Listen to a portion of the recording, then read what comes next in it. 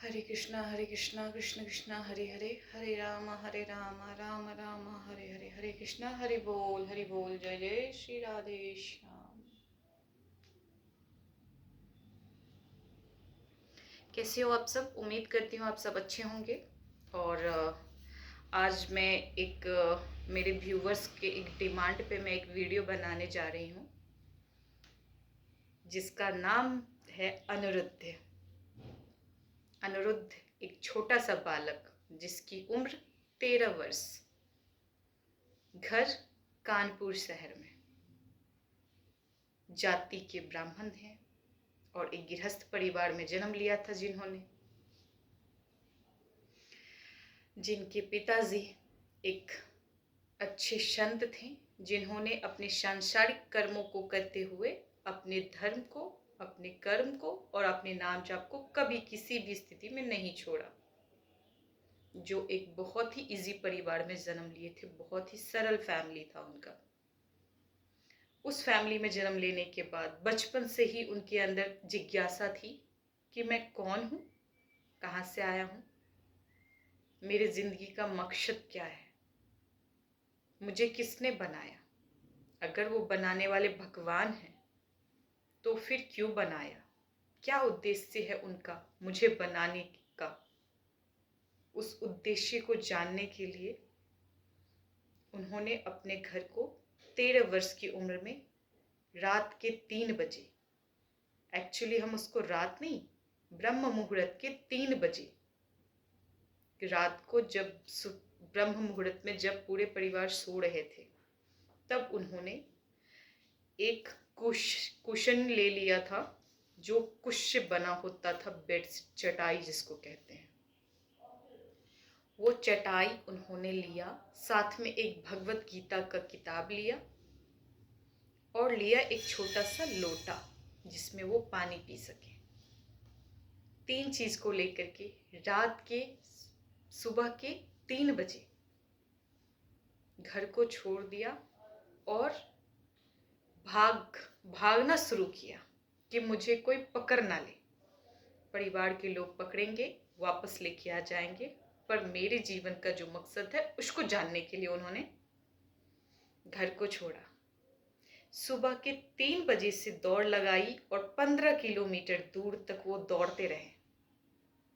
दौड़ते दौड़ते बच्चा जब थक गया तो उनको दिखा एक मंदिर, बहुत ही विशाल सा, बहुत ही विशाल मंदिर। किसका? हमारे भोले भंडारी का। उस मंदिर को देख करके 15 किलोमीटर दौड़ लगाने के बाद वो उस मंदिर के अंदर जाके बैठ गए। थका हुआ बालक भूख और प्यास बार बार याद दिला रहा था उनको उनके घर का। डर भी लग रहा था, किसी रिश्तेदारों के हाथों पकड़ा ना जाऊं, इसलिए इतना दूर आया हूं। कोई पकड़ तो नहीं सकता, इधर कोई अपना जानने वाला ही नहीं है। पर भूख लग रही है, अब खाना कैसे खाऊंगा, कौन खिलाएगा? घर पे तो मैया थी जिनके हाथों का भोजन करता था, यहाँ पे कौन है जो मुझे भोजन कराएगा? इसी शोक में बैठे थे। घर की चिंता भी सता रही थी, लेकिन अंदर एक आवाज आ रही थी उनके अंदर से कि जिन्होंने आपको बनाया है वही आपके भोजन की भी व्यवस्था करेंगे। उसी वक्त सुबह को एक गृहस्थ परिवार के एक व्यक्ति आते हैं जिनके हाथों में कमंडल था और उन्होंने उस बालक से पूछा कि यहाँ पे बगल में एक कुटी था सूरदास बाबा का, क्या आपने उस सूरदास बाबा को देखा है? तो उन्होंने बोला नहीं, मैं तो आज सुबह ही यहाँ आया हूँ, मुझे नहीं पता आप किस बाबा की बात कर रहे हो।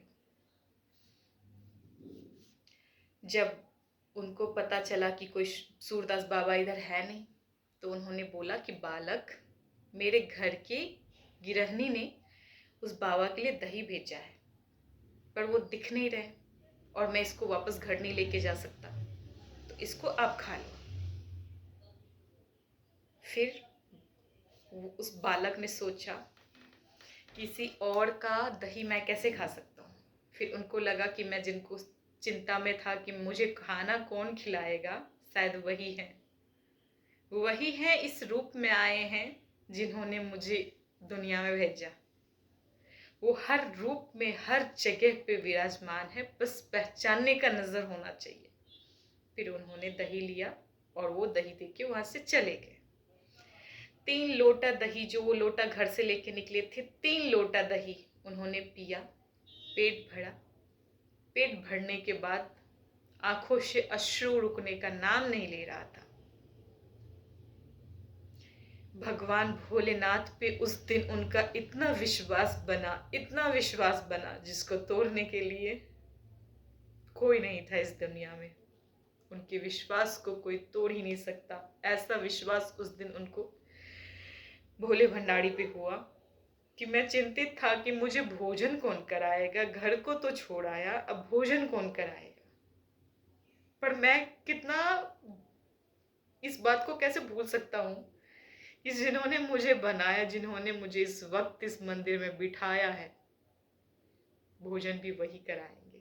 मैं भोजन की चिंता कर रहा था और चिंता करने से पहले ही मेरे पास भोजन भेज दिया मेरे ईश्वर ने। उसके बाद से उनका विश्वास भोले भंडारी पे, महादेव पे इतना अधिक बन गया कि कुछ दिन वहीं पे रहे। 1 दिन, 2 दिन, 3 दिन ऐसे करते हैं। उस तरफ दूसरी तरफ उनके परिवार की स्थिति क्या थी। घर परिवार के लोग जब सो के उठते हैं, परिवार में ढूंढ रहे हैं कि मेरा बालक कहाँ है। नहीं मिल रहा है। माँ का रो रो के बुरा हाल है, पिता का रो रो के बुरा हाल है। 4 दिन के बाद उनके पिता आते हैं और उनको वो मिल जाते हैं। पिता को देखते ही डर लगता है कि कहीं मारे ना मुझे, लेकिन वो उठ के हिम्मत करते हैं और कहते हैं कि मैं आपकी सारी बात सुनूंगा, लेकिन मैं आपके साथ घर नहीं जाऊंगा। मैं भगवान के लिए भगवान को पाने के लिए घर से निकला हूँ। मुझे मेरे रास्ते में जहाँ मैं जा रहा हूँ मुझे जाने दो, मुझे वापस घर मत लेके जाना। उनके पिता सोचते हैं कि छोटा बालक है, आज तो कह रहा है कि मैं नहीं जाऊंगा, कल को वापस आ गया तो उन्होंने बोला कि मुझे मार के काट के फेंक दोगे फिर भी मैं घर नहीं जाऊंगा, मैं आपकी बात बिल्कुल नहीं सुनूंगा। जब पिता ने देखा कि इतना दृढ़ निश्चय बना के बैठा है मेरा बेटा, उन्होंने बोला ठीक है उठो। उनको उठाया, उनको अपने हृदय से लगाया और लगाने के बाद 3 बार कहते हैं राम राम राम। ये 3 बार जो उन्होंने राम कह के अपने बच्चे को सीने से लगा करके उनको छोड़ दिया। कहते हैं जाओ, तुम जिस भी जगह पे जाओगे कभी भी तुमको दुख आने के बावजूद भी तुमको महसूस नहीं होने देगा कि तुम दुखी हो। कभी भी विवाह मत करना, कभी भी दुनिया में वापस मत आना। जिस लक्ष्य को लेकर के घर से निकले हो उस लक्ष्य की प्राप्ति करना। कभी भी किसी भी बेटी बहू की तरफ गलत दृष्टि से मत देखना। उन्होंने बोला आप निश्चिंत रहो, आप जब तक दुनिया में रहोगे कभी मेरे बारे में ये नहीं सुनोगे कि मैंने कुछ ऐसे कर्म किए हैं जो नहीं करना चाहिए था मुझे। ऐसा कह के उनके पिताजी ने उनको छोड़ दिया और फिर वहां से शुरू होती है एक ऐसी यात्रा जो उनको ले जाता है काशी विश्वनाथ। काशी विश्वनाथ जब लेके जाता है तो उसके बाद वापस वो पलट के कभी पीछे नहीं देखते, क्योंकि उनका लक्ष्य एकदम नजर सामने में आ रहा है। ढेर सारे कंकर पत्थर, तरह तरह की मुसीबतें सामने खड़ी है, पर वो उनको देख ही नहीं रहे, क्योंकि उनको सिर्फ और सिर्फ हमारे भोलेनाथ दिख रहे हैं। वो भोलेनाथ जिन्होंने पूरे ब्रह्मांड को बनाया है, जिन्होंने मुझे और आपको बनाया है। उस भोलेनाथ को पाने के लिए उन्होंने कभी भी सोचा नहीं कि मुझे दिक्कत होती है वापस में घर चला जाओ, नहीं, उन्होंने कभी भी नहीं सोचा। और कुछ भक्तगण को लेके गए ट्रेन में, उनको पता नहीं था कि मेरा टिकट कौन सा है और मुझे कौन से बर्थ पे बैठना है। कुछ भक्तगण, कुछ ऐसे गुरु भाई बन गए थे उनके, और उन्होंने उनको लेके गए ट्रेन में। कहते हैं आप काशी जाना चाहते हो, महादेव की नगरी, ये अब टिकट लो। और टिकट पे लेकर के अब ट्रेन में बिठा दिया। उन्होंने कभी ट्रेन में सफ़र नहीं किया था, उनको नहीं पता था इस टिकट से मैं इसी बर्थ में जनरल में ही बैठ सकता, रिजर्वेशन में नहीं बैठ सकता। उनको रिजर्वेशन में बिठा दिया और वो बैठ गए। उसके बाद जब टीटी आती है और चेक करता है कि टिकट दिखाओ भाई, जब टिकट दिखाते हैं तो उनका टिकट उस बर्थ का नहीं था और उनको पता भी नहीं था। टीटी को बहुत क्रोध आता है कि बाबा जी बन जाते हो और फ्रॉडिंग का काम करते हो, टिकट किसी का है और कहीं पे बैठ के जा रहे हो। तो उनको पता नहीं था, लेकिन टीटी का व्यवहार उनके प्रति बहुत क्रूर था, बहुत दुष्ट प्रवृत्ति के, और बहुत ही गलत तरीके से वो बात कर रहे थे उनसे।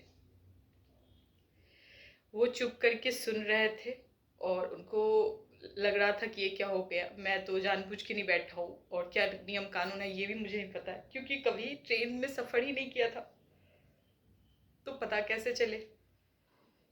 फिर उसके बाद बहुत देर तक टीटी उनके साथ बदतमीजी से बात करता रहा।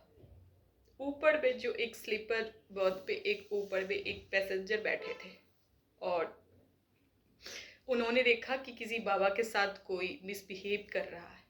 तो जिस लैंग्वेज में वो बात कर रहा था टीटी बाबा से, उसी लैंग्वेज में उन्होंने उतरा ऊपर वाले सीट से, अपर सीट था उनका, वो उतरे और उसी वे में उनको आंसर किया।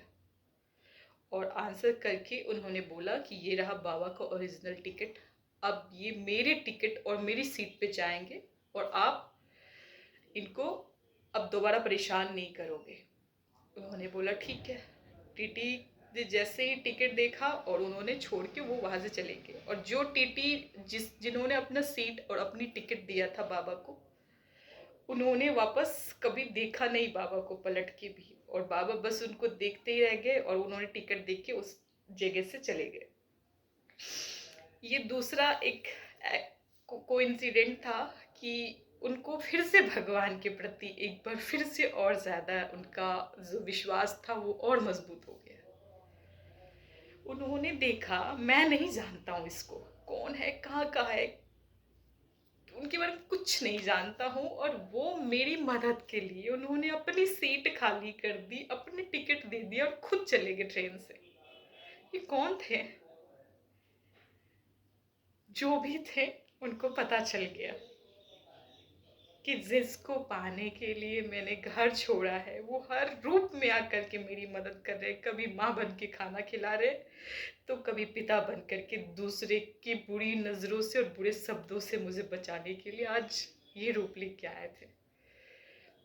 फिर उनकी विश्वास की डोर और मजबूत हो गई, और फिर उनका शुरुआत हुआ वहाँ से काशी विश्वनाथ भगवान महादेव, जो विश्व के नाथ हैं, उन्हीं नाथ के पास पहुँच गए वो।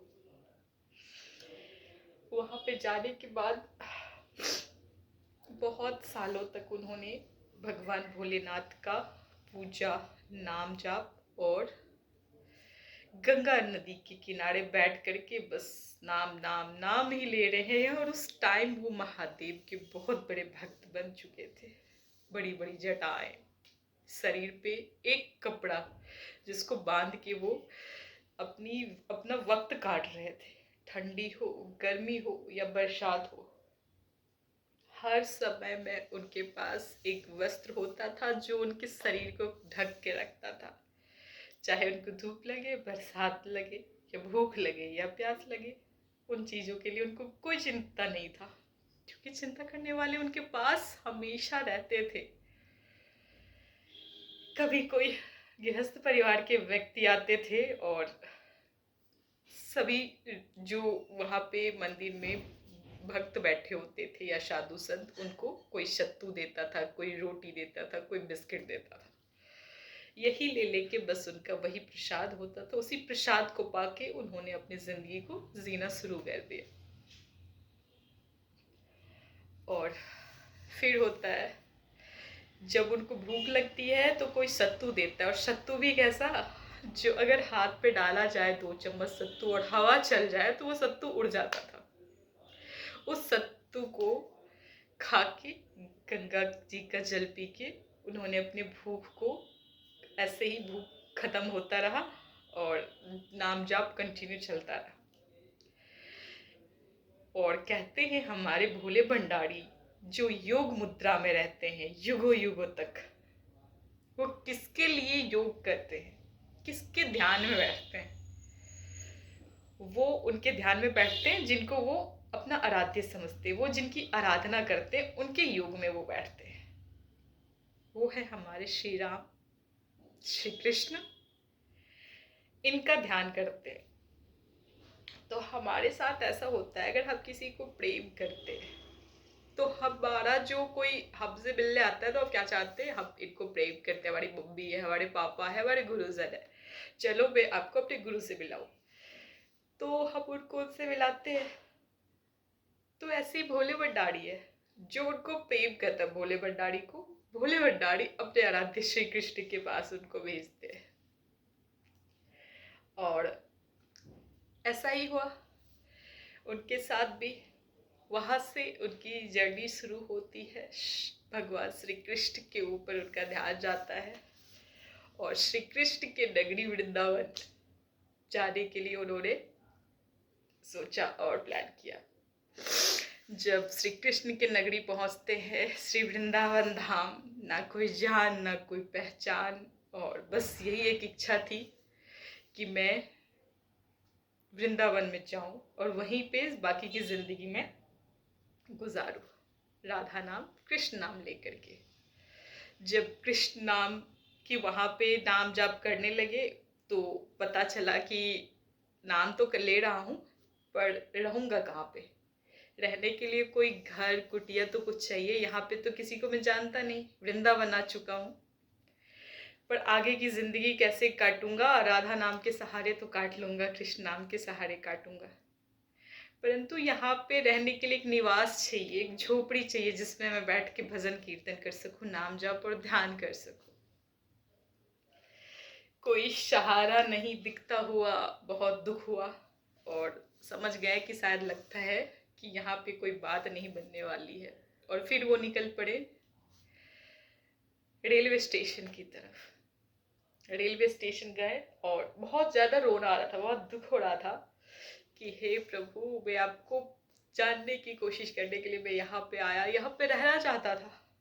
इतने बड़े वृंदावन धाम, इतना बड़ा आपका रज है, वृंदावन इतना बड़ा है कि मुझ जैसे भक्त को, मुझ जैसे दास को आप एक छोटा सा जगह नहीं दे सकते जहाँ पे मैं आप बैठ के आपका भजन कर सकूं और आने वाले वक्त को भी काट सकूं।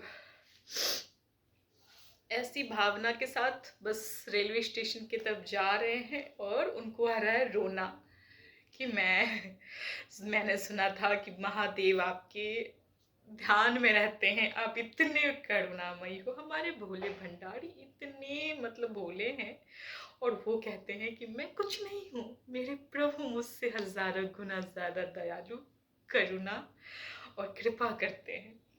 तो फिर आप मेरे ऊपर क्यों नहीं कृपा कर रहे हो? मेरे ऊपर कृपा करो और मुझे यहाँ पे रख लो, मुझे यहाँ से कहीं मत दूर भेजो, मैं यहीं रहना चाहता हूँ, पर मेरे पास कोई आश्रय नहीं है, मैं किधर रहूं? ऐसा सोच ही रहे थे कि उसी वक्त रेलवे स्टेशन की तरफ जा रहे हैं, रो रहे हैं, और रोना भी नॉर्मल कोई रोना नहीं था उनका रोना ऐसा था कि जैसे कलेजा फट जाए जब किसी से कोई प्रेम करता है और दूर आने का समय आता है तो वो लगता है कि जैसे उसकी शरीर अलग हो गई, आत्मा अलग हो गई। वैसे ही हमारे बाबा के साथ भी हुआ। जब वो वहां से जा रहे थे, जाने का मन नहीं था पर कोई ऑप्शन नहीं दिख रहा था कि यहाँ वो रुक सके, यहाँ पे वो अपनी जीवन काट सके। बस दुख के साथ रोना और रोते रोते वृंदावन से रेलवे स्टेशन के तरफ जाना, यही चल रहा था। और फिर उसके बाद जब वो प्लेटफॉर्म की तरफ जा रहे तो वहां से एक लाली आती है, एक छोटी सी किशोरी, और वो कहती है कि बाबा तुम जा रहे हो, तुम जा रहे हो। ऐसे करते करते उन्होंने 2-3 बार बोला, और बोल के बस हंसते हंसते बाबा को देखा और हंसते हंसते, तुम जाना चाहते हो, तुम जा रहे हो, जा रहे हो, ऐसे करते करते 2-3 बार बोलते वो किशोरी निकल पड़ी वहां से। और निकल पड़ी तो उनको एक अलग सा फील हुआ कि यहाँ पे रेलवे स्टेशन के पास अभी कोई भी नहीं है, और यहाँ पे एक छोटी सी लाली है जिसके मुख को देख करके एक बहुत ही आनंद आनंद सा महसूस हो रहा है कि कुछ अद्भुत है। और उनके पीछे पीछे बाबा जब गए तो देखा कुछ दिन के बाद उनको वो दिखी नहीं। तो उसके बाद उन्होंने पूछा वहाँ के ऋषिगणों से, और गए और उन्होंने पूछा कि यहाँ पे कोई ऐसी लाली है जो पास में रह रही हो। तो ऋषि मुनियों ने कहा कि नहीं, यहाँ पे तो कोई नहीं है, यहाँ पे किसी का घर ही नहीं है, तो फिर आपको लाली कहाँ से दिख गई? कोई नहीं है यहाँ पे, आपके मन का भ्रम होगा। उन्होंने बोला नहीं, कोई थी जो आई और मुझसे कह रही है कि बाबा तुम जा रहे हो, तुम जा रहे हो, ऐसे करके वो निकल गई और मैं जाना नहीं चाहता था।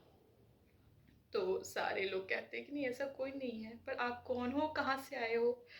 तो जैसे ही ऋषिगणों ने उनसे पूछा तो उन्होंने अपने बारे में बताया कि मैं काशी विश्वनाथ से आया हूँ, वृंदावन में रहने की इच्छा है, जीवन बिताने की इच्छा है, पर मेरे पास कोई आश्रय नहीं है, मैं कहाँ पे रुकूं, और इसीलिए मैं वापस वृंदावन से जा रहा था।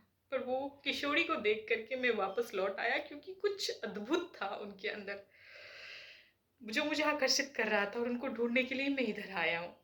तो उन्होंने बोला कि आप जा रहे हो, वृंदावन में आकर के जा रहे हो, अगर आप रहना चाहते हो तो यहाँ पे गौशाला है पास में, आप उस गौशाला में रुक सकते हो, वहाँ पे गौ माता है, आप उनके साथ रह सकते हो। तो जैसे उन्होंने सुना कि मेरे को एक ऑप्शन मिल रहा है रहने के लिए, उन्होंने बिना सोचे समझे हाँ कर दिया कि नहीं नहीं, मुझे गौशाला हो या कुछ भी हो, मुझे वहीं पे रहना है, मुझे अब यहाँ से नहीं जाना। और फिर उसके बाद जब रहने के लिए रास्ता दिखा दिया उन पुजारियों ने या उन ऋषियों ने, उसके बाद उनको लग रहा था कि वो कोई साधारण नहीं थी, वही थी जो पहले मिली, पीछे गई, जाते किसी संत से मिलवाया, और संत से मिलवाने के बाद उन्होंने वहाँ पे उनको रहने के लिए स्थान दे दिया। तो ये चीज़ सोच करके वो बहुत खुश हो गए और फिर जिंदगी भर वहीं पे रहना शुरू कर दिया उन्होंने। और उन्होंने ऐसे एक इतिहास रचा जहाँ पे भगवान श्री कृष्ण और राधा रानी का ऐसा एक स्टोरी क्रिएट किया। मैं बाकी की वीडियो किसी और वीडियो में बताऊंगी, अभी का वीडियो बेस्ट यहीं पे रोकती। चल, राधे राधे, जय श्री कृष्ण।